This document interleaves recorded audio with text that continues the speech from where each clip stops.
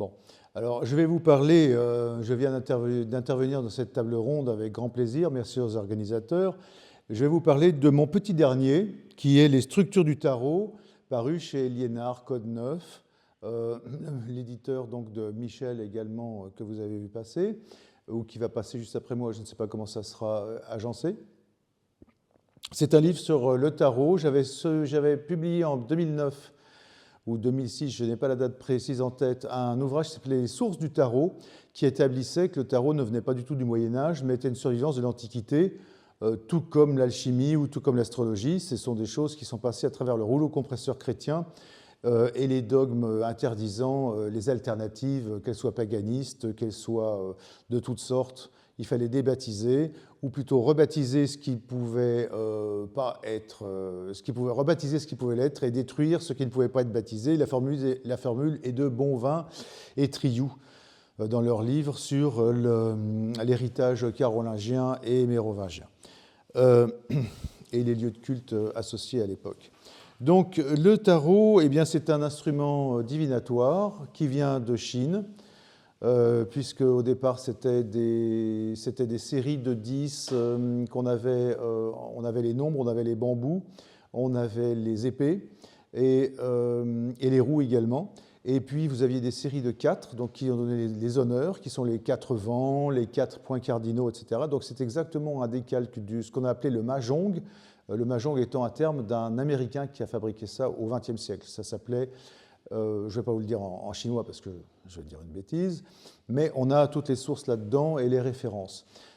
C'est passé par l'Inde, c'est arrivé en Europe vers le XIIIe siècle, ça a été interdit par l'Église, on a quand même à l'intérieur, ce n'est pas au départ un livre édificatoire puisque vous avez quand même un fou, vous avez un escroc, le battleur, vous avez des illustrations très bizarres et en fait vous avez des illustrations des dieux antiques et de l'astrologie. Donc tout ça s'est exposé là-dedans, puisque la structuration n'était pas présentée dans les sources du tarot, l'ouvrage précédent.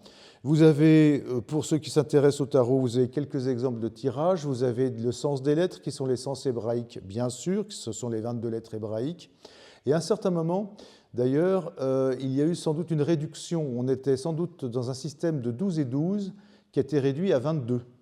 Alors, 12 et 10, d'une part, bon, c'est la Kabbale. Alors, 3, 7 et 12, ça donne 22. Tout le monde sait, si on a étudié les Sefer Yetzirah, il y a 3 lettres des mères, des doubles et des... Bon, bref, on ne va pas rentrer dans la Kabbale. Désolé pour la coupure. Vous aurez tous les détails là-dedans. Donc vous arrivez au total de 22, qui sont des alphabets sacrés au Moyen-Orient, et donc le tracé directeur des lames, c'est le proto-sinaïque, c'est montré aussi là-dedans. On savait depuis le Vasvirs que ça avait une correspondance avec la structure des lettres et le dessin des lettres.